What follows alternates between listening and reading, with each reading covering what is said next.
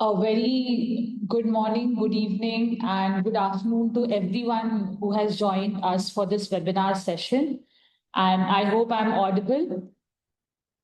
Thank you everyone for taking their time to join us, International Water Association and the Nature Conservancy for this webinar titled The Power of Policy, Creating the Conditions to Scale Nature-Based Solutions for Water Security. I am Afia Siddiqui from International Water Association, and I will be doing the welcoming today. So, giving a basic introduction to our session today, the webinar is organized by the Nature Conservancy in collaboration with the International Water Association and the partners for the launch of TNC's latest report, The Power of Policy, Creating the Conditions to Scale Nature-Based Solutions for Water Security.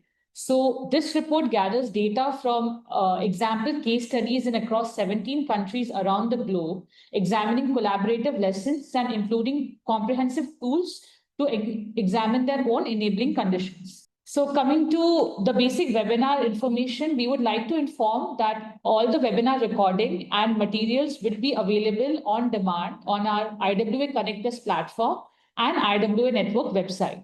I would also like to mention that the speakers are responsible for securing their copyright permissions for any work that will be presented.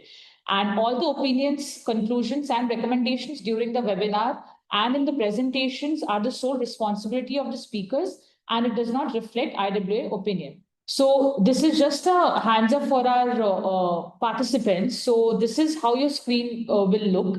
You might have the chat box and the Q&A question box. I would request all the participants to pose their relevant questions during the sessions and the panelists for the panelists in the Q&A box, and we will answer them during the discussion. I would also like to inform that because of the time constraint, we won't be able to answer all the questions, but we will try to answer as many as possible. Now, coming to the webinar, I would also like to inform that this webinar is available in 2 languages all as well, apart from English, Spanish, and Portuguese. And these are the instructions that the participants can follow. So you might have an interpretation option in your panel. You can use this option to switch your audio from English. And within the interpretation option, you can select the available languages as Portuguese, Spanish, as per your relevant choice. So I hope that all the participants will be able to understand whatever we are trying to share, the insights today. Now I would like to invite our moderator for the session, Alejandro, to take the webinar forward. Thank you everyone for joining. Thank you, Afia, for the introduction and the housekeeping rules. Welcome everyone.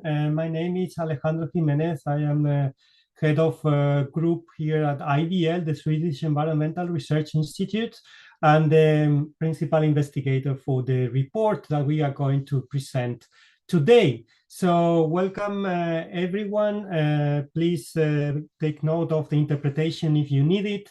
And today we have a very interesting program to present this report and this study about the power of policy to advance the implementation of nature-based solutions in the water sector. So this has been a collaborative effort led by the Nature Conservancy, implemented by IVL, ARUP, and SIWI, with the support as well of IFT. So next slide, please. The program of today is going to be covered by some opening remarks. Then we will present the core of the work that has been done, followed by 3 case studies from different countries in the world, and followed by questions and answers from your side and a panel discussion with experts from different institutions to discuss the power and potential of policy for unlocking nature-based solutions. And we will end by closing remarks of the Nature Conservancy. We aim to do this in the next 90 minutes, and we hope to have you along throughout all the program. So without further ado, please also you can use the chat for comments, and also the question and answers function if you want to ask specific questions that we will address as I say in the part number 5 of the program. So without further ado, let's go to the opening remarks. Next slide, please. And then first we have Ms. Daniela Benfica, Strategic Programs and Engagement Director from IWA. So over to you, Daniela. Thank you, Alejandro. Good morning, good afternoon, or good evening to everyone joining us today. On behalf of the International Water Association, I would like to welcome you to this webinar, jointly organized with the Nature Conservancy, where we are launching the report, The Power of Policy, Creating the Conditions to Scale Nature-Based Solutions for Water Security. This report is the result of a project of more than a year led by TNC with other partners. As the representative of IWA on the advisory committee of the project, I am truly happy to see this work being shared today. As we all know, nature-based solutions have become essential tools in the water sector, used to complement and in some cases even replace traditional gray systems. Nature-based solutions are currently a key focus for IWA and our members, as they have proven to deliver real resilience and co-benefits across all areas of water management. Over the years, a lot has been done to improve the technical aspects of nature-based solutions. We now have a growing body of knowledge on their design, operation, and maintenance. However, putting them into practice still brings many challenges. It involves changing professional habits, dealing with institutional and regulatory barriers, and building public trust. This cultural change is usually much slower than the technical progress itself. And that's the reason why this project led by TNC is so important. Instead of focusing on the technical side, the project looked at practical experiences to understand the conditions that make nature-based solutions work in reality. The policies, laws, funding mechanisms, coordination arrangements, and cultural factors that enable projects to happen at speed and at scale. I am not supposed to give any spoilers now about what is coming next in the webinar, so I will just say that the project played a very important role in understanding the policy design and the execution conditions that need to be in place to make sure nature-based solutions are a regular part of the portfolio of solutions for water and sanitation globally. As you see in the presentations that follow, the findings are very promising. They provide practical insights that can help governments, utilities, and practitioners to turn nature-based solutions from good ideas into real large-scale solutions for water security. Before we move on, I want to congratulate TNC for coordinating this amazing work and highlight how much IWA values our long-term partnership, which focus exactly on promoting the use of nature-based solutions globally. And on a personal note, I would also like to thank TNC for giving me the opportunity to contribute to this important project. With that, I wish you all a great webinar, and I look forward to the discussions ahead. Thank you very much, and back to you, Alejandro. Thank you very much, Daniela. And now we follow with further opening remarks by Frank Richerman, Head of Policy and Public Funding from TNC. Over to you, Frank. Thank you, Alejandro, and thank you, Daniela, for your kind words. Indeed, TNC is very happy with this partnership with IWA as well. It's my pleasure to give you some opening remarks on behalf of TNC today. The Nature Conservancy is a global environmental nonprofit. We are working to create a world where both people and nature can thrive. And we're doing that by working with partners like IWA today to tackle the intertwined climate and biodiversity crisis. And while all parts of our ecosystems are impacted, water is where the effects are being felt most acutely through floods, droughts, and pollution that affect the safety of communities and our most basic services, water and sanitation. Of course, it's not just people that pay the price. Our freshwater ecosystems are where the most rapid declines in biodiversity are being felt. But as Daniela has already introduced, there is some hope. Nature-based solutions, actions to protect, manage, and restore ecosystems are indeed powerful tools for addressing this water crisis. By investing in nature, through wetland restoration, through reforestation, riparian protection, sustainable agriculture, we can enhance water security, improve sanitation, and build resilience to climate shocks. And while the term nature-based solutions, or NBS, has gained popularity in recent years, the concept is not new. The Water Fund in Quito, that TNC has been pleased to be involved in for over 25 years, provided a model for water investment programs that now run in over 20 countries based on these same principles. But even with growing technical expertise and examples of success, our experience of working with partners amply demonstrates that there are very few easy routes to scaling up nature-based solutions. Put simply, unlocking nature's potential for water security requires more than technical expertise. As already mentioned, it requires a cultural shift, a fundamental shift in how we govern and regulate watersheds.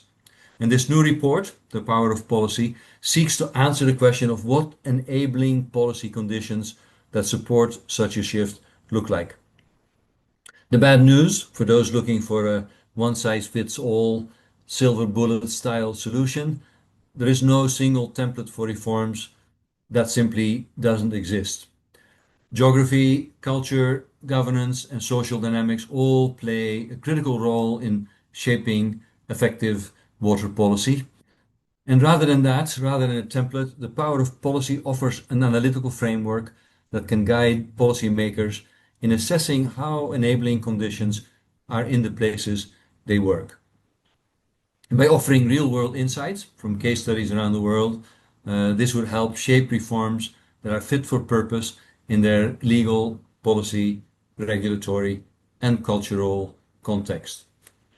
So while this report makes a compelling case for policy reform to enable nature-based solutions, the case studies also share a common truth, namely that projects can succeed and even thrive in an imperfect policy environment, as long as there are strong partnerships, visionary leadership, and community support that is built on trust.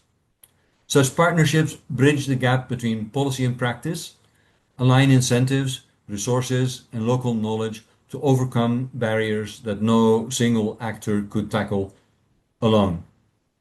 So as we chart a course toward more sustainable and resilient water and sanitation systems, this report offers, I believe, both a call to action and a roadmap for how policymakers and practitioners can get there together.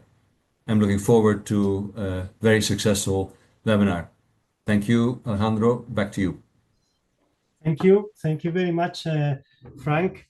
And now we are then really looking forward to hear what this power of policy contains, this analytical framework, these learnings, and what can you tell us about it? So I want to introduce Rob Cunningham from the Nature Conservancy, Director for the Resilient Watershed Program for Europe. Though as you will see, the report covers also lessons from many countries around the world. So over to you, Rob, to tell us about this power of policy. Hi, thanks, Alejandro. Yes, so before I start, I would just like to say TNC definitely kind of kicked this project off, but it's really been a massive partnership effort. So big thanks to Arup, to the Swedish Environmental Research Institute, the Stockholm International Water Institute, all the TNC staff from around the globe who've been involved in this, our partners, the people that we've worked with to dig into case studies, to AFD for supporting all the work we did in Brazil, and our steering group who gave their time and their thoughts and really helped shape our thinking and sharpen our kind of focus on what was important. So I just wanted to answer some simple questions. The first one, why is policy important? And really kind of building on Frank's opening remarks. Some of you might have seen this report, Doubling Down on Nature by Forest Trends with the Nature Conservancy. It was kind of looking at investment in nature-based solutions. So what's been happening, and what we've seen is really welcome actually a doubling of investment in nature-based solutions in the last 10 years. But within that investment, within that growth, really vast regional disparities. China definitely leads the way. Europe and the US not far, some way behind. But when we dig into the detail, what we see is that even within Europe and the US, there's big disparities both in regions and in countries in Europe, and then the rest of the world kind of lagging well behind that. So although it's fair to say that MBS are no longer fringe, they do face some really key challenges which are expressed differently in different countries. And I'm not going to go into detail all of these, we don't have time, but things like nature-based solutions not being integrated into grey infrastructure, which still dominates. The really big role that public funding is playing, but that's vulnerable to kind of political change, while at the same time we see private investment constrained because of concerns around risk and the novelty in inverted commas of nature-based solution. We see kind of project preparation and transaction costs being high, again partly because often these schemes are seen as novel and in systems which are very much geared up for grey infrastructure. So really, when we kicked this project off, the power of policy, what we were trying to answer a big question about what role does policy have to play in addressing these challenges? Because it's not just this work by Forest Trends and Nature Conservancy doubling down in nature. There are many reports out there which point to an imperfect policy environment constraining investment in nature-based solutions. And we want to get under the skin of what good looks like, rather than just talking about barriers, but what actually does good look like? So next question, how did we approach this study? At its core, we have case studies. We've got 17 case studies drawn around the world. We kind of selected these case studies on the basis we did a scoping piece of work to see what literature was out there, both grey and academic. We worked with our teams around the world. We worked with stakeholders to identify kind of really good examples of nature-based solutions programs. And then we kind of ran a selection process so we'd get a good mix of different types of nature-based solutions, different primary objectives, drinking water quantity and quality, wastewater quality, and also surface water management, and also the types of deployment. So we thought there might be some differences between watershed nature-based solutions programs, those programs that are kind of delivered at a scale, forestry restoration, working at farmers' best practices, those kind of things, versus the end of pipe type interventions like treatment wetlands and sustainable urban drainage schemes. So like I said, we have 17 case studies. We interviewed over 75 experts, and we did a big literature review. And actually, one of the biggest initial challenges of this project was making sense of all of the information that we'd gathered. We did all of that in a very structured way. So we had common kind of asked the same questions of all of our case studies. But we ended up with hundreds of pages of text. So how do we make sense of that? So at the core of that kind of analysis was we developed this matrix that kind of allowed us to categorize learnings on two axes. The most obvious one being, are those learnings around something that enables nature-based solutions or inhibits nature-based solutions, but also whether they were explicit and intended functions of policy design, or whether they were implicit and unintended. And that's a bit of a judgment call, but it was quite important to us because what we came to realize was that in every country, in every region, things which people took to be true because they'd always worked that way might be really enabling for nature-based solutions or really a barrier to nature-based solutions. But they're kind of policies and practices that have evolved over many years before nature-based solutions was even a concept. So really trying to get under the skin of, what is stopping things or enabling things from happening, and where in the policy design that sits. So once we kind of settled on this matrix, we mapped all of the case study findings on that matrix to kind of reflect how those learnings are either enabling or inhibiting. And then we grouped all of that learning around some common categories as a starting point for this analytical framework, which would allow others to come forward and understand where they sit within within that enabling or inhibiting kind of axis. And so the four kind of policy design conditions we settled on were laws, policy and regulation, finance and funding, and institutional setup. There's a little bit of kind of overlap between those, but essentially those, we broke it down into those. And we also came across repeatedly, we came across things which people told us were really important for making their programs work, which didn't fit neatly within policy, things which sat outside the direct control of policymakers. So we wanted to capture those as well. And we captured those as technical capacity and social capacity. So what did we find in those? If you go to the next slide, we'll talk about laws. And this might seem obvious, and I know Flavia, my colleague, is on the call, and who's a lawyer, and she was really, really key in our understanding and piecing this together. Just how important that laws fundamentally are as the overarching set of rules. And that might seem really obvious, but when we talk about policy as a layman, a layperson, then we kind of we forget that everything that a utility does, that a regulator does, that a local authority does, that a government agency does, sits within that legal framework. And so water laws, key kind of features, things like providing a structured approach to sustainable water management, facilitating resource allocation to ecosystems, so allowing us to protect those ecosystems. Clearly defining roles and responsibilities, that's a really important one, because nature-based solutions, unlike grey infrastructure, can involve acting across a really kind of broad range of land, water, urban planning, those kind of things.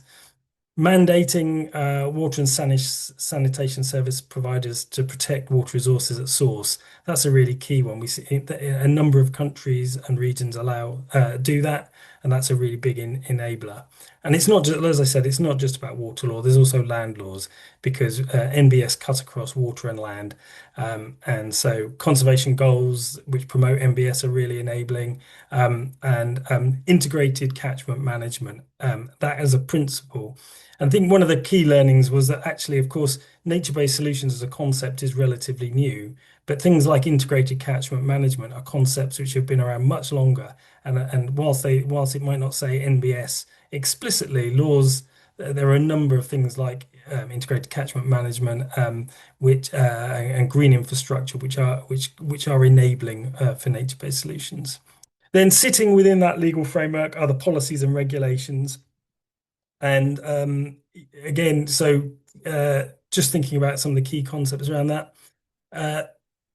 So one of the key things around nature-based solutions is they tend to kind of evolve over time. So we're looking for long-term goals that account for variability, natural variability that ecosystems tend to have. So unlike a grey infrastructure solution, which you might build, optimize, and then mainline, nature-based solutions can take a number of years to evolve, and then actually be quite things like climate, weather conditions can affect their performance. So long-term performance goals.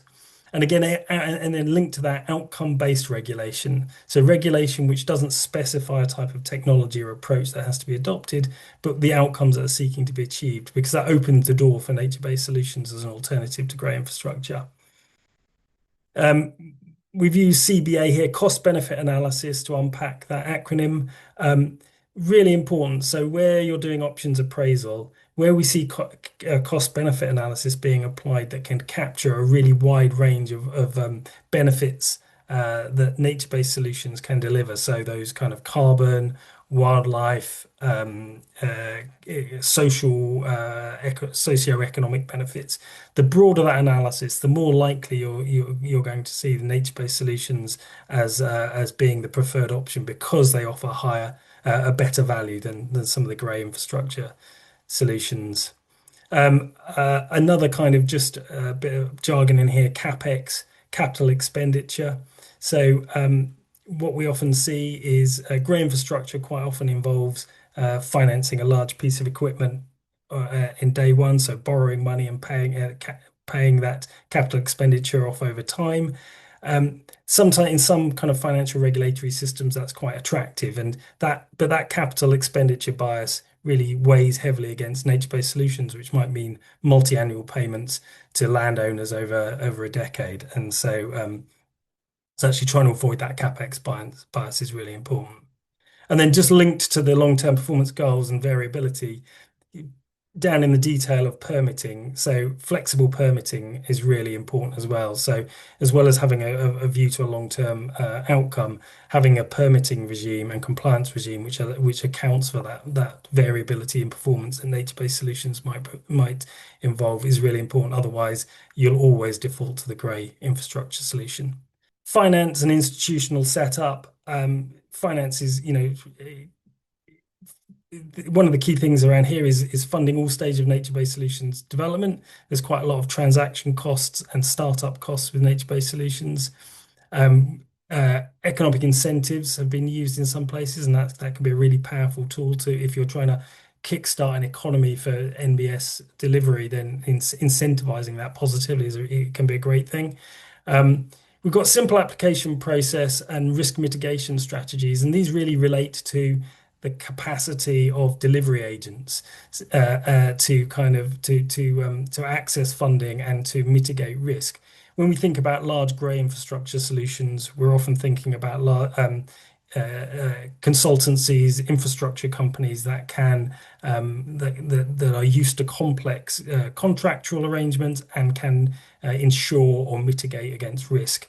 If you're dealing with 100, 1,000 landowners or NGOs, they have completely different capacity in that respect. And so actually being able to have some procurement and risk mitigation strategies that they can access are really important. And then institutional arrangements. Like I said earlier, nature-based solutions cut across geographies, they cut across political, and they can cut across kind of political responsibilities from land, from water, urban planning. And so we need to see kind of horizontal coordination between the ministries and sectors, and also vertical coordination between national bodies, national government and local government and agencies. In some places, even transboundary cooperation. And then building that all the way through to participatory mechanisms for communities and engagement within all governmental stakeholders. Okay, and then execution conditions. Very simply, kind of thinking about technical capacity, says what it does what it says on the tin. So, actually having the ability to deliver nature-based solutions is really important.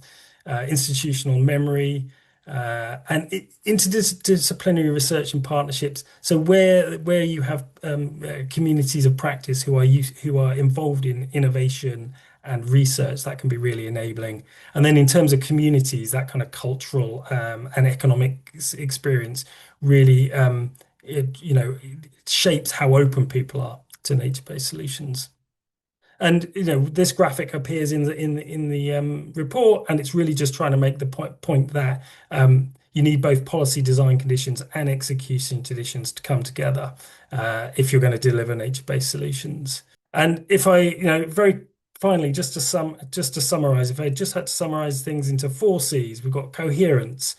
Nature-based solutions are inherently cross-sectoral, broad geography. You need coherence between all of the policies and legislation that are driving people's behavior.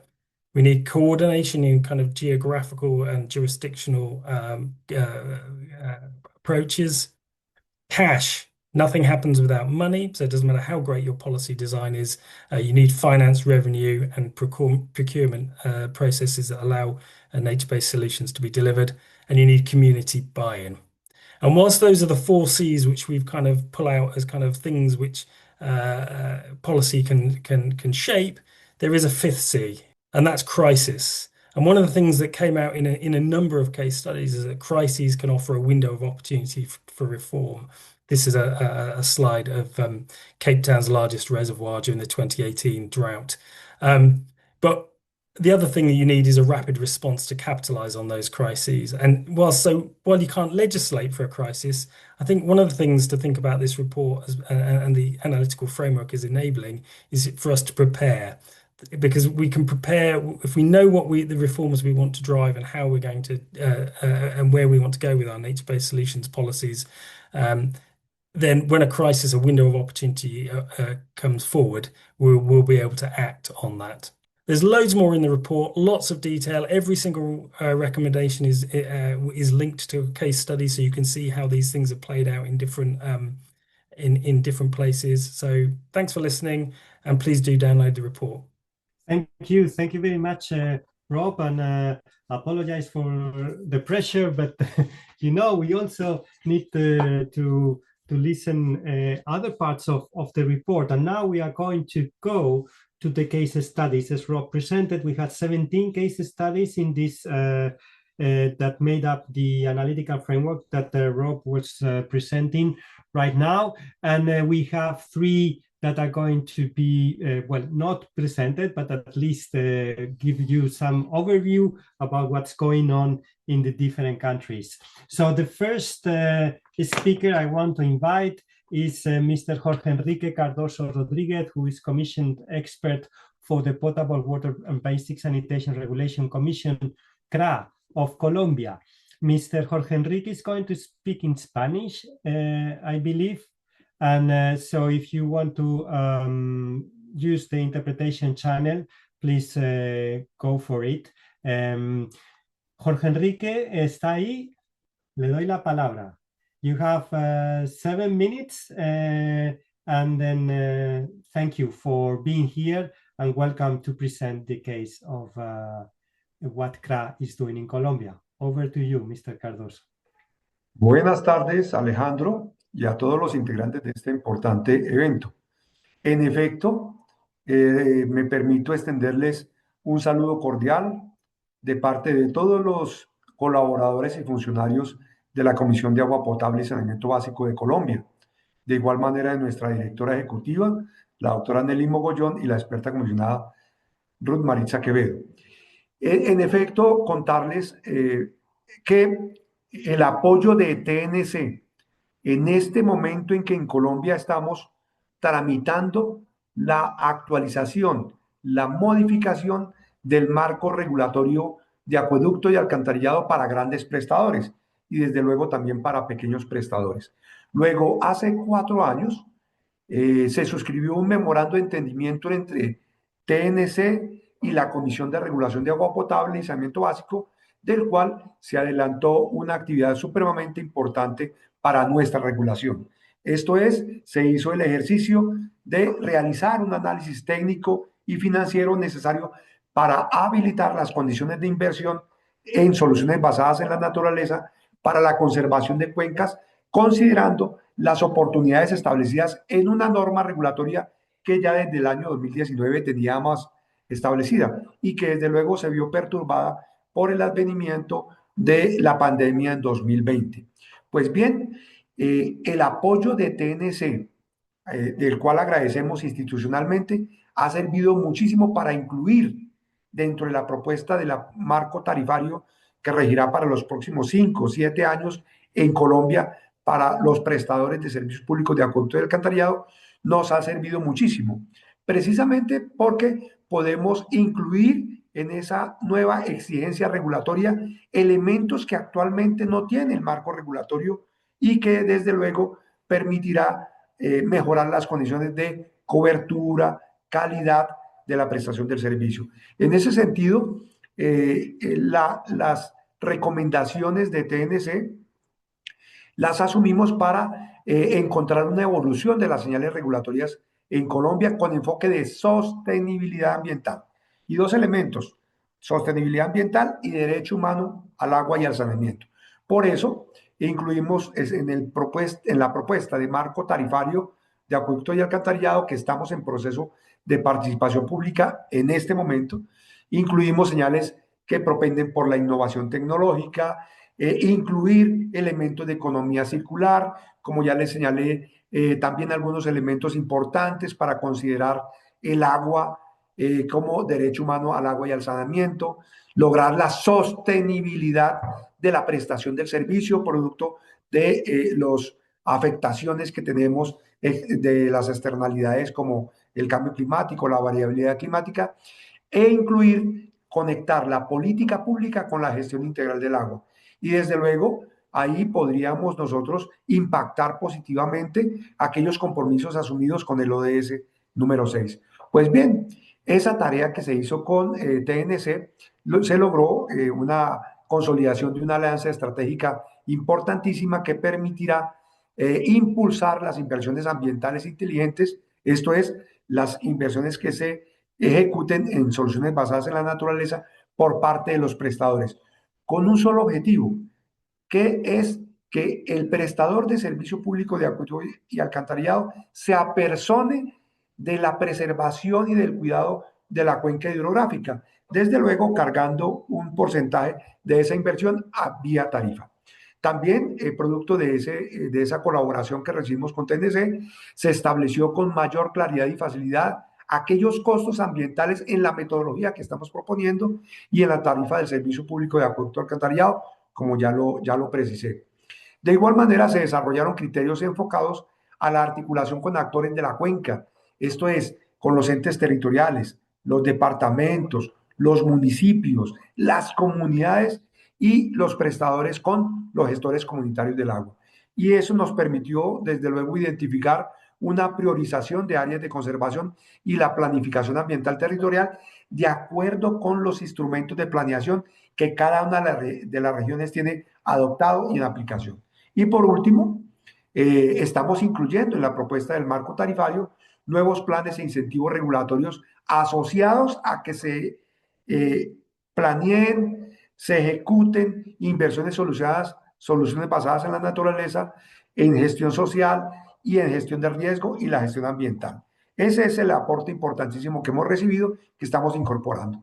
Pero entonces, para señalar cuáles son las habilitantes y los inhibidores, empezamos por el margen superior derecho, desde luego con unas condiciones habilitantes que consisten en que actualmente en la legislación colombiana se permite la recuperación de los costos de inversión, esto es de las inversiones y soluciones basadas en la naturaleza, a través de la regulación que tenemos implementada. Y en cuanto a las políticas de regulación, las políticas públicas que actualmente el gobierno nacional está implementando permite en buena manera incluir estas inversiones y soluciones basadas en la naturaleza en el marco tarifario.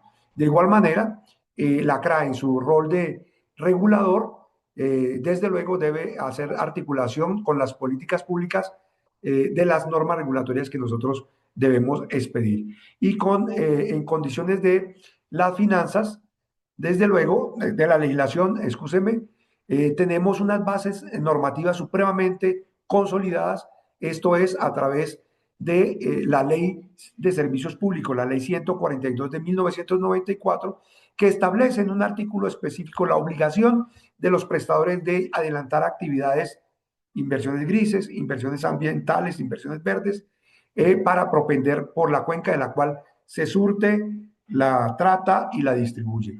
Y de igual manera esta ley 142 está muy conectada a aquellas previsiones que desde 1994 se establecieron a través del Código de los Recursos Naturales, que está materializado en el decreto 2811 de 1974 y que hoy está incluido en la ley del sector ambiental.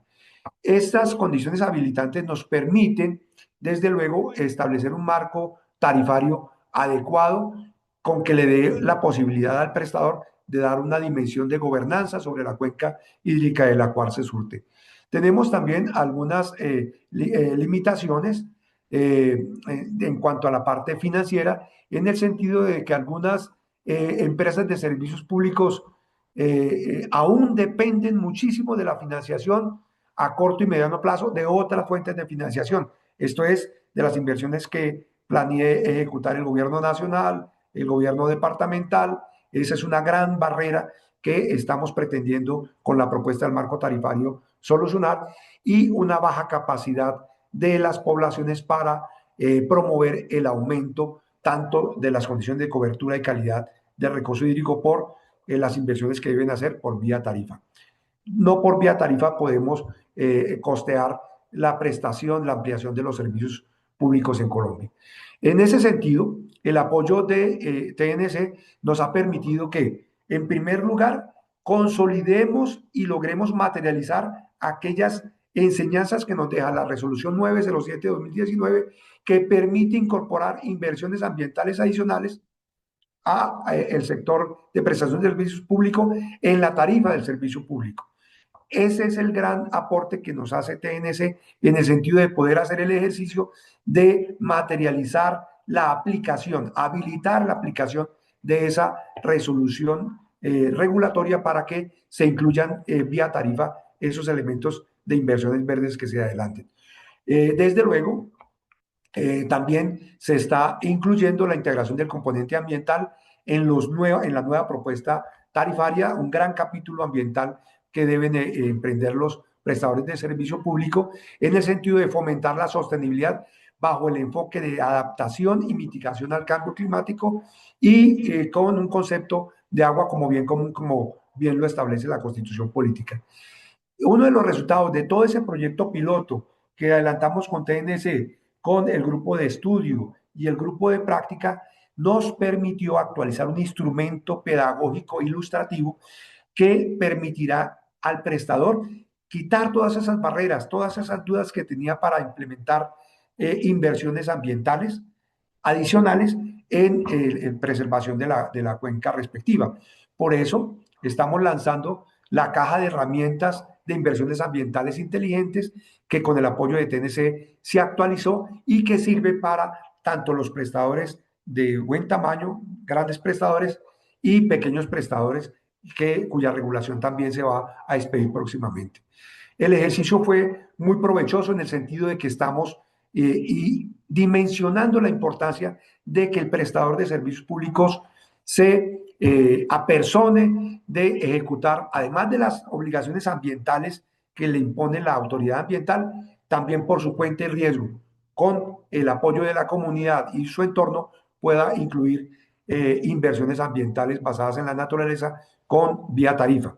Ya se ha comprobado en 3 o 4 prestadores que ha dado buenos resultados y va a permitir mucho en los próximos años dinamizar las inversiones que adelantemos en procura de la preservación de las cuencas hidrográficas, tanto en captación como en vertimientos. Siguiente.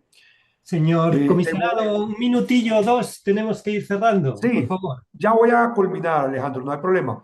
En ese sentido, podemos tener como conclusiones que el ejercicio que adelantamos con TNC nos permitió primero hacer un reconocimiento del contexto.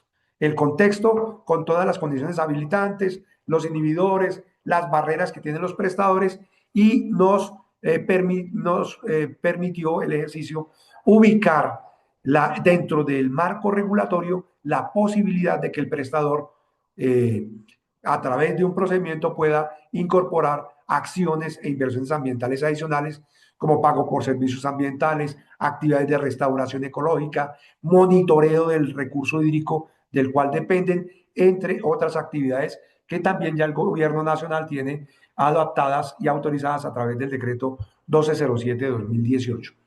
Desde luego, todas esas actividades que van a emprender a través del marco tarifario los prestadores deben armonizarlo con el ordenamiento territorial, o sea, alinear esas estrategias con los instrumentos de planificación territorial de acuerdo con sus particularidades. Y lo más importante, Alejandro y equipo, es que se va a viabilizar la posibilidad de que el prestador articule institucionalmente e intersectorialmente con las comunidades que les presta el servicio y de las cuales producen el agua.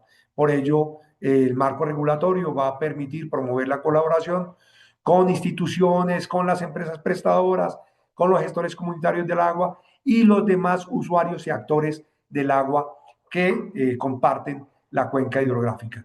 Y desde luego, eso, como lo dice Rob, no se puede hacer sin recursos dinerarios. Por ello, también se establecen unas posibilidades de viabilizar mecanismos de financiación para incentivar la financiación conjunta de aquellas actividades que propendan por atender y mitigar la adaptación y el cambio climático. Entonces, Alejandro, para nosotros ha sido supremamente importante porque estamos en un momento especial en el cual vamos a expedir una regulación que nos va a permitir tener como centro la sostenibilidad ambiental de las cuencas de las cuales los prestadores se surten y prestan el servicio. Muchísimas gracias por la intervención, experto comisionado Cardoso. Muchas gracias por comentar los avances de Colombia en este ámbito y quedamos también a la espera de si hay preguntas en el panel después de las presentaciones. Thank you very much. And now I wanted to move forward to the case of Belgium. And then we have with us Loure Guiraet. From the water group in Flanders in Belgium. She's an eco-hydrologist in the company. She's going to tell us about the case. Thank you very much. 7 minutes. Hello everyone. Thank you, Alejandro, for the introduction. My name is Loure. I am an ecologist at the Water Group, which is a drinking water company in Belgium. Thank you. The Water Group is actually the largest drinking water supplier in Flanders. And Flanders is the northern region of Belgium, as you can see on the map. We operate 85 groundwater and 5 surface water production stations. In total, about 75% of the drinking water we produce comes from groundwater sources. In Flanders in general, the use of groundwater and surface water sources for drinking water production is about 50-50 percentage. Flanders is one of the most water-stressed regions in Europe. It has an overall low water availability and a high degree of urbanization, agricultural activities, and industry are stressors to the quality of our water sources. The intensity of water treatment strongly increases when pesticides, nitrates, and industrial discharges are present in the water. So prolonged dry periods or high amounts of rainfall due to changing climate patterns are additional challenges.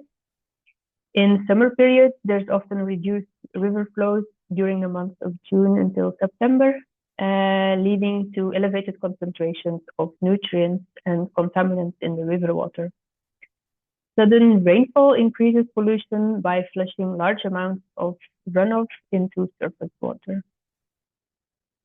And the governance of water resources in Belgium is highly decentralized, with some authorities attributed to the Flemish government and others to many different local authorities. And as a result, the knowledge and insights are highly scattered when it comes to activities impacting catchment areas or groundwater aquifers. Therefore, to protect the quality of our water sources, we cannot rely on just one authority or one organization. And when we aim to improve the natural quality of our catchment or our extraction areas, we are automatically involving many different stakeholders. As nature itself is the best protection of our water sources, we aim to create healthy ecosystems which are resilient and sustainable. And furthermore, we also implement more specific nature-based solutions, such as, for example, buffer strips to prevent agricultural runoff, biomonitoring pesticides and biodiversity in the environment by pollen analysis of honeybees, restoring permeable surfaces, and so on. So to do so, we do work together with many different parties, many different stakeholders, which are government agencies, Nature Conservancy groups, fellow utilities, research institutions, local authorities, and also farmers. The main enabling factors to implement nature-based solutions can be found in policy and regulations and in funding schemes that promote nature-based solutions.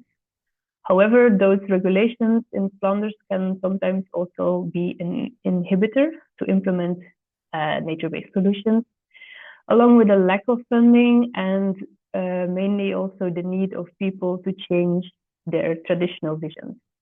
In our experience, to round up, the only way to successfully implement nature-based solutions to protect water quality and water availability as a major water service provider is to communicate, collaborate, and to continue our effort. We need to keep each other informed on a landscape level, not just one small part of the country or of the land. We need to share knowledge, share expertise. It's mainly we need a multidisciplinary approach to successfully protect our sources. We need also to collaborate in funding opportunities, and we need to continue those communication activities and actually also the follow-up of the implementation of nature-based solutions. It's necessary on the long term to have an effective implementation of the nature-based solution.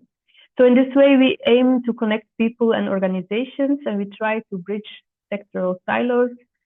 We aim to foster partnerships that enhance water resource protection. Thank you. Thank you very much, Lore. Very interesting the case of Belgium and what you are doing in the water group. So let me then move over to Brazil. And next slide, please. And then we will have with us Claudio Clens, who is water policy specialist for TNC, the Nature Conservancy in Brazil. So over to you, Claudio, also for up to 7 minutes. Thank you. Alejandro, thank you for the introduction. Good morning, good afternoon, everyone. Thank you for the invitation, for giving this quick overview of what the case study has found out in Brazil. I would start highlighting that in Brazil, there's a very comprehensive legal framework already in place, either at the federal, at the state, and municipal levels. Starting by the overarching national environmental policy, and then some pieces of the legal framework deserve some highlight, as the water resources management policy. This policy is very important in the Brazilian legal framework. It has some base instruments. First, establishing the watersheds as the planning units for water management, and then some technical pieces. For instance, the allocation of water for bulk water users, the charge on this allocation. So bulk water users have to pay for the quantity and quality, the quantity of water they extract from water bodies, and the quality of the water they give back to the rivers. The watershed committees are a very important piece in this framework. And then the watershed plans, which are the technical plans that define how the funding gathered from the bulk water users charge is used. And then the watershed agencies are ultimately the implementing agencies on the ground. Brazil is a huge country, continental country, so it is expected that such a comprehensive legal framework will not be equally implemented everywhere. And that's the case for the water resources management policy. Today, there's about 220 plus watershed committees in place in Brazil. Not in everyone is all these instruments are in place. Then I'll move to another highlight, which is the water and sanitation policy, which is quite new in the legal framework. Has been very innovative, very important, as it opens up the water and sanitation market for private investment, which is important in the Brazilian context, as there is a huge gap in investments needs in sanitation. Highlighting, wow, it's very difficult to have a policy implementation in a country as big as Brazil. If you think it's a country that has 5 different biomes, completely different scales. If you think of the Southeast, where all the industrial economy and the population are concentrated, versus the Central and West, where commodity agriculture is prevalent. Then the Northeast, which is a semi-arid region with a very different socioeconomic context. And then the Amazon, which is just mind-blowing in terms of scale. On the institutional realm also, it is expected that institutional capacity will vary across the different administrative levels. And there are also intertwined responsibilities between across different agencies, either federal, state, and municipal levels. Some of the programs that deserve highlight is, for instance, the National Water Agency Water Producer Program, some state and local payment for environmental services programs. The watershed committees are very important, as I already mentioned, and all of this ideally lands in local implementation. If we take a look at our matrix, I would just highlight like two extremes here. One that I would like to highlight, and I invite you to take a closer look at reading this study, is that the water and sanitation sector and its regulatory agencies, they have the authority to include nature-based solutions investments into the service tariffs, tariffs.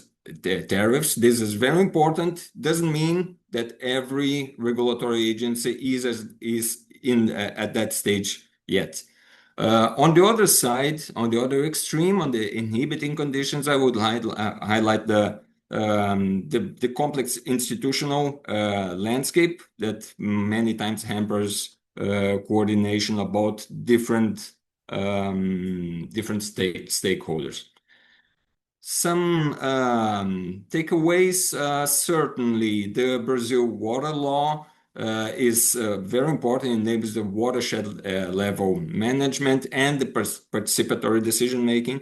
I myself attribute the fact that it is not thoroughly implemented in all the country, not only because the socioeconomic and environmental differences, but also as it is very open-minded in terms of participatory decision-making. Many times local traditional stakeholders that hold power are not so willing to share this decision-making. So this also hinders this policy implementation. The fact that the national state policies and regulatory agencies are allowed legally to incorporate nature-based solutions to water tariffs is very important. And again, the watershed committees are a very important facility to have these projects implemented on the ground. On the inhibiting conditions, I would highlight the complexity and inconsistent enforcement of regulations, which hinder scaling. And also the technical capacity that varies across regions, specifically when it comes to the implementation on the ground. We're talking on municipalities, and many times the technical capacity is it's insufficient. And plus, the long-term financial sustainability is still a challenge. We have many programs that are very successful, but still relying on a project-based funding cycle. I'll stop here. So Alejandro, back to you. Thank you. Thank you. Thank you very much, Claudio. Thank you for making the effort of summarizing situation in Brazil in just a few minutes. And you mentioned the regulation a few times, and later in the panel we will have Rafael Castanheira from one of the regulators in Brazil, and he will perhaps be able to expand a little bit on the challenges and what lies ahead of us. But now I would like to give word to Luis Lodenkemper from ARUC, who has been instrumental in this report from the ARUC side, and who has been then monitoring the question and answers. And Luis, over to you. What are key questions for this first set of presentations? Thanks, Alejandro. I thought I would merge a few questions together and and some themes almost that have been coming out through the questions, and hopefully we can answer them. But I think something that came out, I think it was as Rob was speaking, there was a question about how do we achieve cross-sectoral collaboration and how do we create transboundary cooperation to implement nature-based solutions. So I think, that leads towards what Rob was saying about the 5 C's, the coherence, the coordination. And I imagine in a crisis, is there collaboration across transboundary? And I think with the presentation about Brazil, scale of collaboration is also quite important. So I suppose from Rob or Claudio, if you have any comment on how we achieve that collaboration across such large scales. Well, I guess just very, a quick plug for the Nature Conservancy's Resilient Watershed program and water investment programs that they promote. And I think that's a vehicle for cross-sectoral collaboration in the sense that it's essentially these programs like the one Quito being the kind of grandfather of all of them is a way of bringing together those people who are looking for ecosystem services are the buyers, often water utilities, but it can be businesses, can be a combination of flood risk management authorities, water utilities, businesses, and the landowners, and those who kind of control the landscape, and creating a governance and a system and a financial mechanism for transferring funds between beneficiaries and land managers. And that's essentially at the core of it, is trying to fix that problem of how do you create a collaborative framework that will allow that to happen.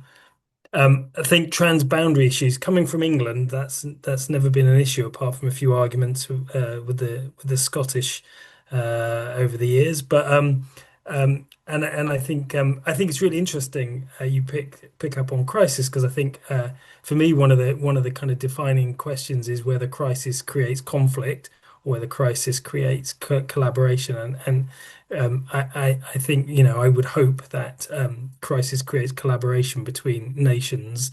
When these things occur. But I'm sure there are others on the call who've got much more experience in transboundary issues than I have. Thank you. More questions, Luis? Last one? One more, I suppose. I think the other one I thought was quite an interesting angle was dealing with uncertainty, particularly policymakers losing faith that nature-based solutions can achieve outcomes. And I think there was also some questions about nature-based solution innovations and how we create that space for new innovative thinking. And I suppose, Rob, this would also go back to you again. Well, yeah. So, sorry, let me just can you hear me? Yes. Oh, good. Okay. So I think innovation is really interesting, and it was flagged as a kind of is innovation the frame within which we should be looking at this project, because nature-based solutions could be seen as another innovation in the water sector. And doing a bit of digging into that, I mean, one thing that comes out quite clearly in the literature and in my experience of working in water utilities is innovation is really slow in water utilities, and that's a kind of structural issue for everything.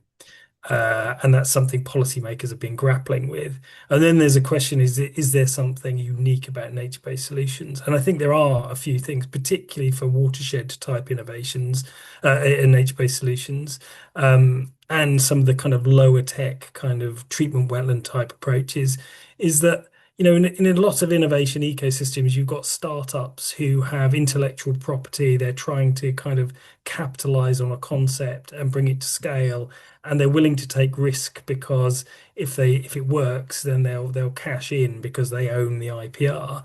And when it comes to nature-based solutions, that kind of approach just doesn't work, because these things are public domain or standard practices, and therefore there isn't quite the same economic incentive for people to put their to put their money on the line, and I think that does create a really that does create a set of unique circumstances, and I think risk has come up consistently in my day job and in this project as one of the things people need to understand and mitigate and share. And traditional risk mitigation for a water utility might be to require their subcontractors to hold liability insurance, but you can't have like landowners and NGOs aren't going to enter into those same kind of agreements. And actually it would be inappropriate for them. They can't manage risk in the same way. So you need to think about what's the appropriate risk mitigation strategy. And I think we did, and I can't remember, Louise, you might remember, I can't remember what the case study was where actually failure in the past had kind of soured people's minds against nature-based solutions, and so we have seen that. And I think one of the things that's really beholden on all of us who are promoting nature-based solutions is to be realistic about what role they can play, and to base our work on really robust kind of sense of what we can achieve, rather than wishful thinking, because if we just will use wishful thinking, we will fail, and that will turn the tide against us. Thank you very much. Also to add there, like sometimes the project-based approaches that then stop, and then the operation and maintenance of certain solutions don't move forward. At the end, the solution is not sustainable, and that generates a negative perception about the nature-based solutions as a whole. I think that was what Rob was alluding to. I think we are running out of time, but keep your questions. Perhaps we have another slot later after the panel.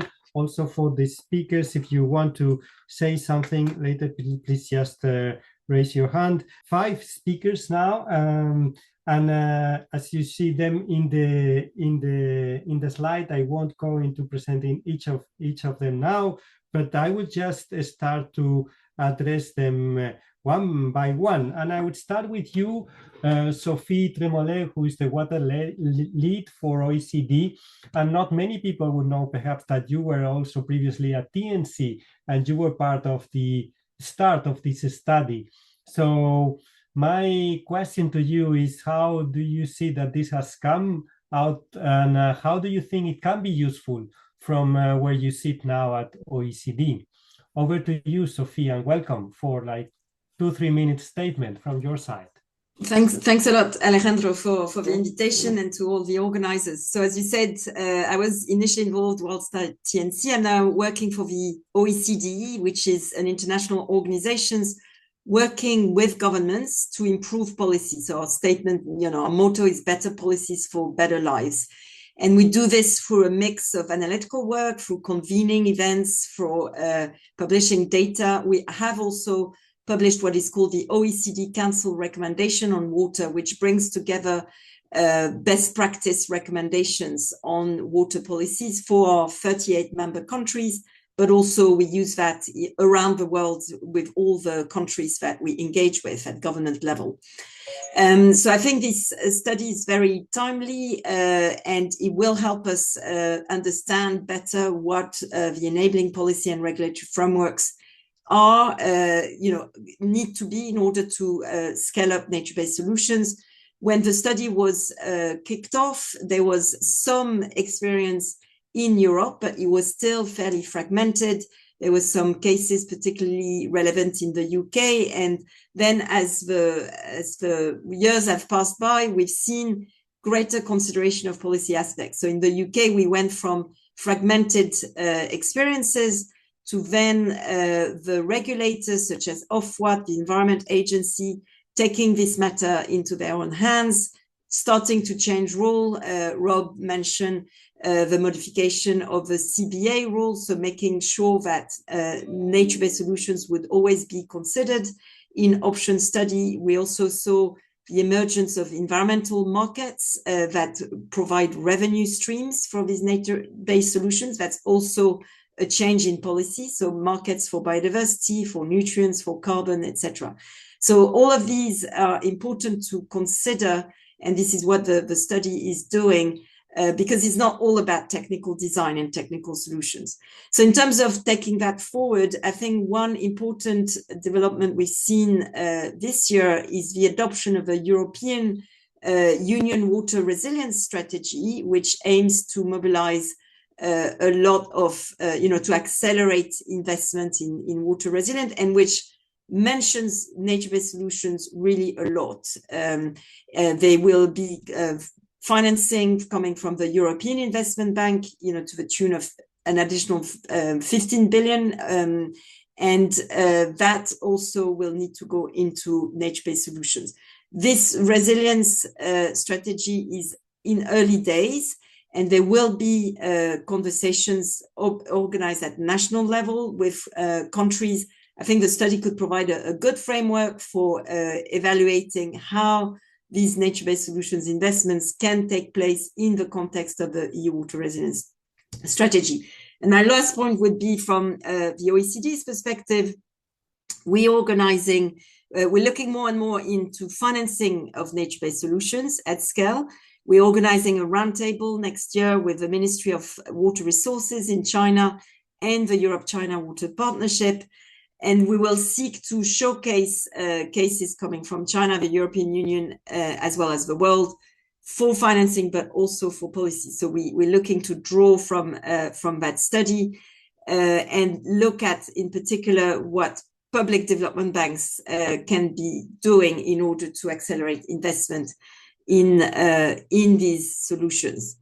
Finally, we will be revising our OECD Council recommendations on water. So we will also be looking at, the study findings in order to evaluate what has changed since these recommendations were adopted 10 years ago, and what recommendation we can make to country members and beyond for greater adoption of nature-based solutions. Thanks, Alejandro. Thank you very much, Sophie, for these very important 3 points. I won't repeat them for the sake of time, but really important connection with the water resilience strategy, the council recommendations of OECD that are going to be renewed, and the connection with other countries like China and the EU-China financing and scale dialogue. But let me turn now to Grégoire Decamps, who is Director of Water and Organic Resources Regeneration at Veolia, one of the world leaders in water service provision and sanitation. And actually, this study was also meant to see how water service providers can upscale, or can be upscaling nature-based solutions. So from your perspective, how can this policy report be useful for Veolia? Over to you, Grégoire. Thanks, Alejandro.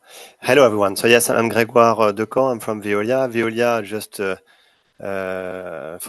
give you a bit of context, we are a global water utility headquartered in France, but present in over 40 countries, where we do have both potable water treatment plant, but also wastewater treatment plant, right? So most of them are green infrastructure, as you can guess, but we believe indeed that we could develop hybrid infrastructure, and that nature-based solution could be very complementary to those green infrastructure. It's as simple as this is just to make them more resilient, and because we are more and more impacted by the water cycle disruption. So this is what we do. We do have several successful business cases using nature-based solution to manage water. But I would say if we want to scale them up, we indeed start to have a good view on some of the barriers that we should overcome, some of the enabler as well. So that's why we are very happy to also be part of this report, and we believe that this report could help us to indeed overcome some of the barriers. I would focus on two that were mentioned by Rob. So the first one is related to institutional setup. We work a lot with public authorities, and I can give you two examples. One country where NBS could work for us will be where the public authority is integrated within the water basin to manage water, meaning that we have the responsibility to optimize the water cost of the facility, the potable water production, and as a result, we also have to work on preventive measures to indeed improve the at water basin level. So in that case, we have some indeed interesting example. A country where it would be a bit more difficult, it will be where the public authorities are working a bit more in silos, and where even at municipal level, you should deal with water sanitation services, but also urban services, etc., and making the NBS design and execution a bit more difficult. In some cases, you even have different legislation for and also different related public authorities that will manage rainwater on one side, wastewater on the other side, or water resource protection on the other side. So you can understand it's a bit more difficult to indeed develop NBS. The second barrier, family of barriers, I would say, will be related to financing. It was touched also by TNC. There are two examples here. The first one would be the way, let's say, the public authorities would monitor performance over time. You know that nature-based solution could take a bit more time than a grey infrastructure. So if you have a contract that lasts less than 10 years, it makes it quite challenging to indeed show that you have a performance, whereas it's easier when we have longer term contract over 10 or 15 years, right? The second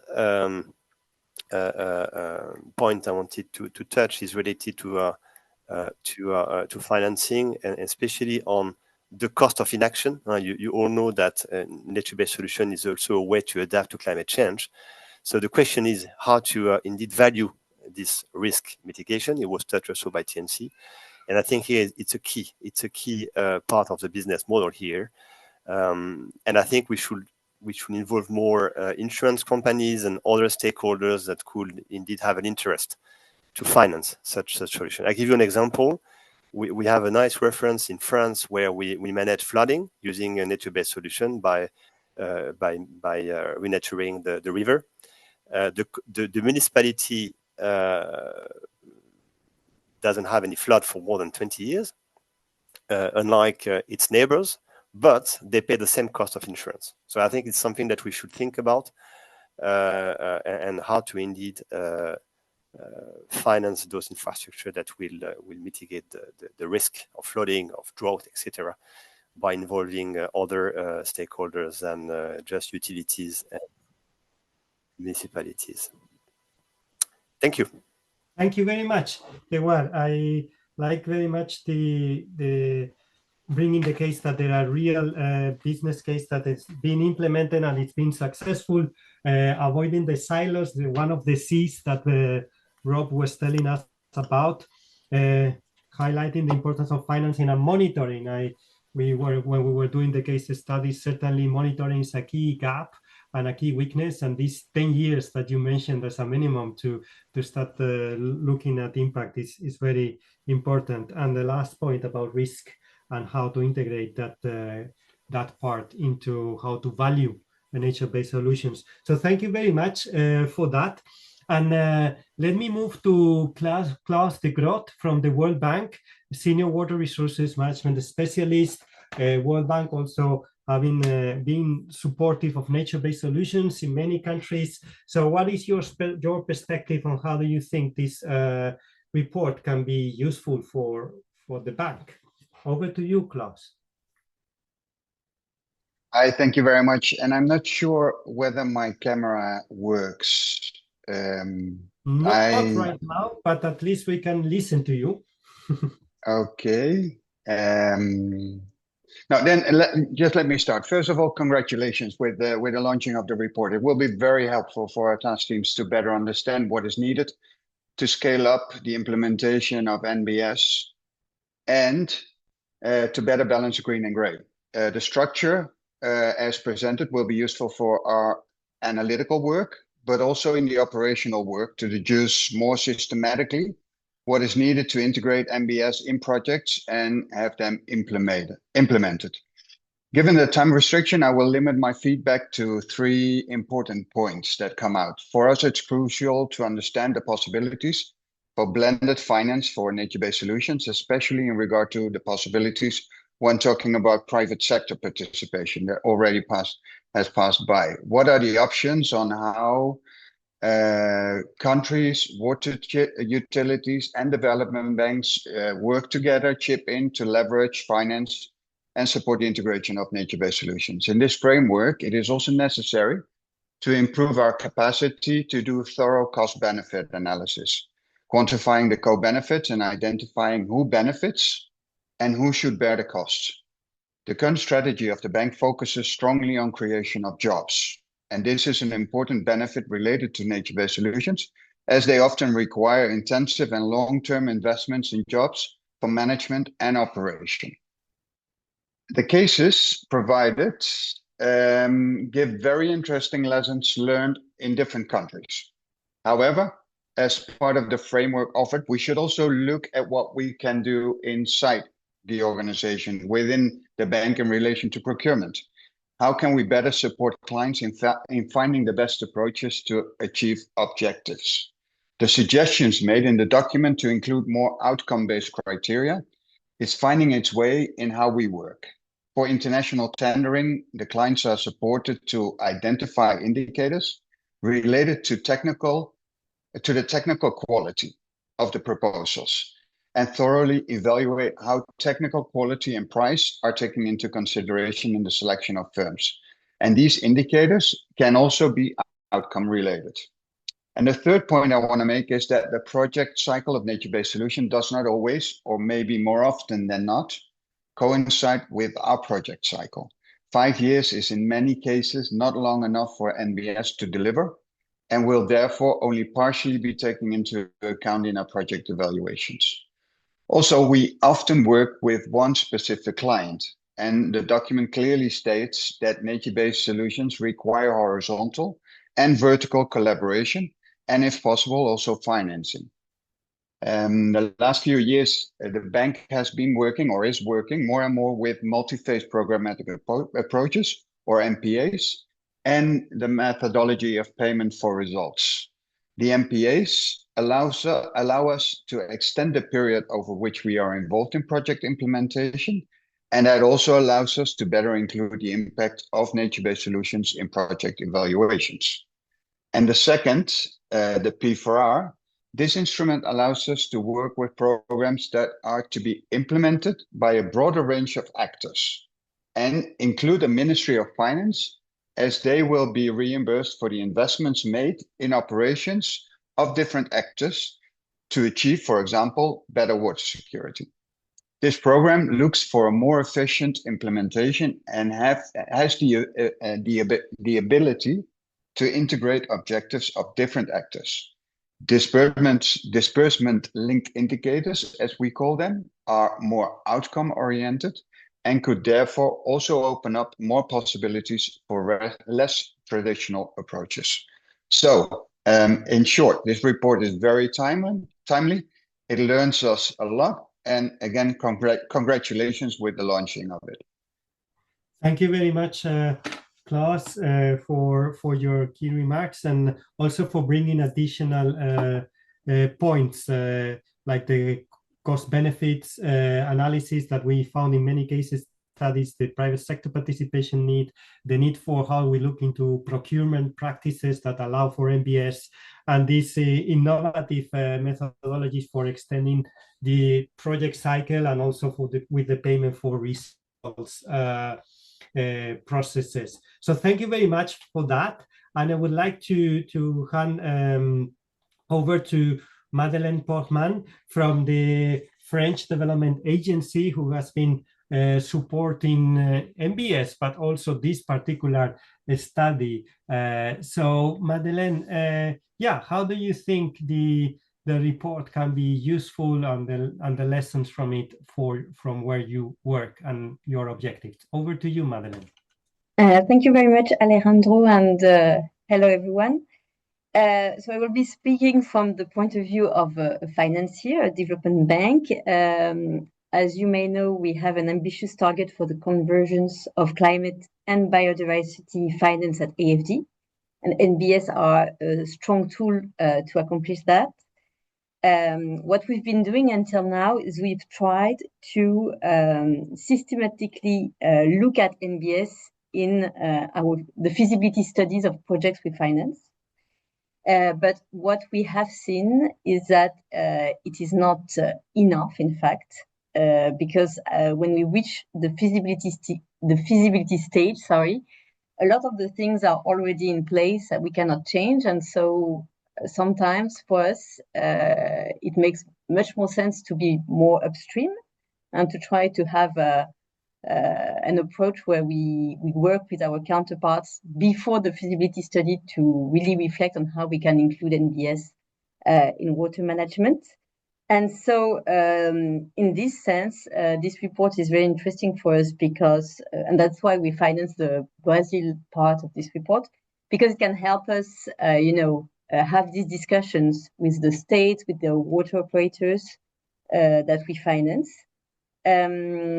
So we will use it, I hope, in Brazil. I hope we can use all the fact sheets that are in the report in other countries which are not in the case studies.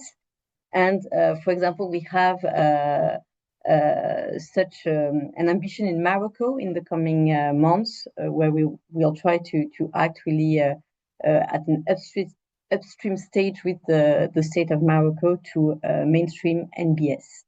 So I won't be longer than that. And congratulations on the report, and thank you, everyone. Thank you very much, Madeleine, and also thanks for highlighting the aspects of how to bring NBS early in the stages of project preparation and not be too late, because then it might be too difficult to change what has been done in the pre-feasibility aspect. So thank you for that, and glad to see that you see already potential for early application of what is in the report.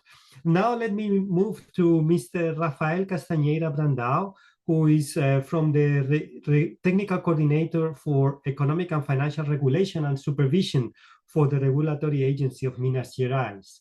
Mr. Castañeira is going to speak in Portuguese, so please, if you need translation, go to your channel as explained at the beginning of the webinar. So, Mr. Rafael, so when we discussed the Brazil case, Claudio presented a few aspects about regulation, and obviously with this policy report, regulatory aspects are critical. How do you see that these reports brings something useful to your work, and how do you see the homework ahead from that regulatory perspective? Over to you, Rafael. Ok. Obrigado, Alejandro. Bom dia a todos obrigado a todos e todas. Bom dia a todos e boa tarde. Eu primeiro gostaria de agradecer o convite da TNC para participar desse webinar e também participar participar da elaboração desse relatório. Acho um relatório bastante importante e que tem muita utilização dentro do escopo de trabalho que a agência reguladora que eu trabalho já implementa com um prestador de serviços de água e esgoto aqui no estado de Minas Gerais. Então, eu acho que o relatório ele vai poder fornecer instrumentos analíticos muito importantes para identificar fraquezas e oportunidades de melhoria dentro daquilo que a gente já tem aqui em Minas Gerais, e até utilizando experiências de outros países. Eu acredito que a gente vai poder olhar para essas experiências e poder adaptar elas de alguma forma na experiência aqui em Minas Gerais. Inclusive, observando a apresentação que foi feita para a Colômbia, eu acho que eu já me interessei e já estou esperando, já estou querendo investigar um pouco mais para ver se a gente consegue implementar aqui em Minas Gerais. Então, assim, minha participação aqui está relacionada a um programa de proteção de mananciais implementada pela ARSAI, a agência que eu trabalho, para a Copasa, que é o prestador de serviços aqui em Minas Gerais, que trabalha praticamente em todo o estado, posso dizer assim, e desde 2017, na primeira revisão tarifária, na primeira reconstrução de tarifa que a Arsai realizou para a Copasa, a Arsai implementou esse programa de proteção de mananciais. Esse programa ele vem num contexto de crise hídrica aqui em Minas, desde 2014. Os mananciais de abastecimento estavam passando por uma crise hídrica, o que tornou ações relacionadas à proteção de mananciais mais prioritárias, inclusive rivalizando com o grande desafio no saneamento, diria que em Minas Gerais, mas também no Brasil como um todo, que é a universalização dos serviços de água e esgoto. Então, a crise hídrica trouxe mais prioridade para ações de proteção de mananciais, que inclusive rivalizaram com a questão da universalização.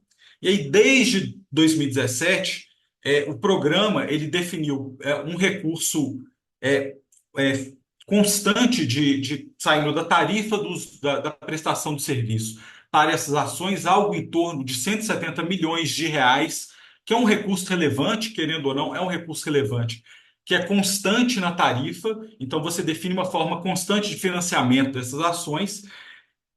Porém, o que a gente observa é algumas dificuldades para poder implementar essas ações.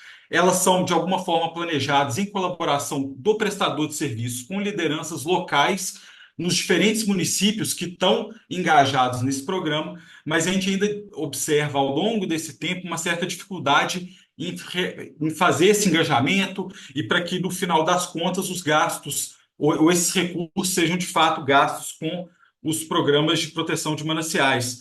Algo em torno de 50% do valor alocado, desses 170 que eu acabei de mencionar, ele foi de fato regasto. Então, a Arsai, a Arsai, a agência reguladora, junto com a Copasa e com os diferentes atores locais, tem esse desafio de expandir os gastos, não somente definir, por exemplo, essa alocação de recursos, mas, de fato, realizar esses gastos.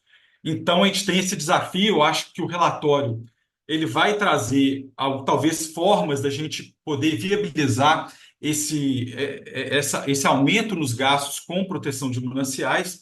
E aí eu queria destacar no final da minha fala esse papel importante do regulador dentro desse contexto, porque o regulador ele define normas e fiscaliza a prestação de serviço. Então, ele procura equilibrar os interesses do prestador de serviço, os interesses dos usuários, mas sempre tentando observar medidas de médio a longo prazo que, por vezes, fogem do escopo desses dois atores. Então, acho que assim, a agência reguladora ela tem um papel importante na liderança da promoção de soluções baseadas na natureza, definindo fontes de financiamento, como a Arsai fez nas revisões tarifárias, definindo uma fonte de recurso constante, criando regulamentações que incentivem a adoção dessas soluções e também fomentando redes de colaboração que, no final das contas, vão viabilizar a realização desses gastos. Então é isso. Mais uma vez, gostaria de agradecer a participação aqui e fico à disposição para perguntas e eventuais respostas. Muito obrigado, Alejandro. Thank you very much, obrigado, Rafael, and thanks for bringing the concrete experience of the regulation in Minas Gerais and the program that's going on. I particularly like this aspect of the connection with the water service providers and the local communities and how to make that happen in the source protection program. So thank you very much. Then the closing remarks roll to Daniel Shemi, who is the Global Director for Resilient Freshwater at the Nature Conservancy. Daniel, over to you for the closing words. Yeah, thanks, Alejandro. And I'm conscious of time, so I'll keep my remarks brief. First, if you can see on your screen, there's a little, to continue this conversation, I encourage everybody who's still attending just to sign up for the newsletter. This would be a great way to stay in contact and hear more about the ripple effects of today's report. I encourage everyone now that the report is launched, really get into also the case studies. I'm struck that that actually investments are happening at a scale that's very meaningful in spite of a number of enabling conditions. So obviously, a lot can be done with strong kind of execution conditions or political leadership or as Rob mentioned, a climate crisis. So enabling conditions are not all of that, but there is obviously a ceiling on the kind of investment, the scale of investment that will happen in the sector without enabling regulatory conditions. And so for me, I think it's just what Raphael, our last panelist, was saying. Like there is a key role here for policymakers and regulators. And as a first start, this report, while I think groundbreaking in listing what those conditions are, where people can turn to for inspiration around the world. There's also, you might also think of it also like a tool to understand and evaluate where you are. If you're in Copasa and you want to understand what your conditions are, this very analysis can be retrofitted at a pretty low cost for rapid assessment of where do I have strengths that might favor that investment, and where are maybe, again, just historical accidents, a number of barriers to the consideration of MBS in our procurement processes. So again, I think just in the interest of time, I'll just close by reminding everybody that groundbreaking research like this is a collaborative effort. And I just want to thank again our partners at Arup, IVL, CWE, AFD. Yeah, the care and dedication of the co-authors is really palpable. The result is very compelling, but for those of you just seeing the result, I just want to thank our partners for putting so much care into this work, which is truly first of its kind. And maybe just again to IWA for giving us a great platform today. So thank you, everybody. Wishing everyone a good rest of their week. Thank you very much, Daniel. Thank you very much to TNC indeed for leading this work. And I have to hand over now to IWA for closing and telling us about future webinars coming up, if I'm not mistaken. But first, thank you everyone for being here. Thanks for your attention. Keep track of the report. And we are looking forward to your comments and then also to make use of it. Over to you, Afia. Thank you, Alejandro. And I would, give, as everybody has given shout outs, I would just like to thanks Alejandro for, successfully moderating the sessions. And thank you to all the panelists for participating in this webinar today and for sharing their insights. And a big congratulations to TNC for launching the report, and we look forward to understanding it more. And now coming to the upcoming IWA events, so you can see on the screen that we have an upcoming workshop which is titled "How Can We Support the Contributions of Women in the Water Industry?" Focusing on the Middle East region perspectives. So this is a very interesting webinar, and I request all the participants to also look this through our official website. The link is mentioned below.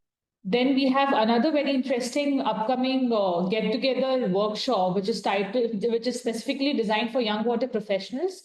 You can check out the more details in the link below. For all the utilities and for all the participants from the utilities, we encourage them to participate and submit their case studies for the Climate Smart Utilities Recognition Program. And the deadline is on 3rd. So we urge everyone to give their submissions as possible. You can check out in the link below. And last but not the least, so IWA's annual Congress, Water and Development Congress and Exhibition will be happening in Bangkok.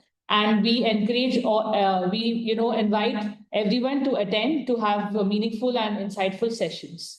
And apart from that, as you know, IWA is a membership organization. So we urge all the participants to also explore our membership opportunities. You can scan the QR code, and if you become a member from here, you can avail a discount of 20% for your membership. So I think that's it from our side.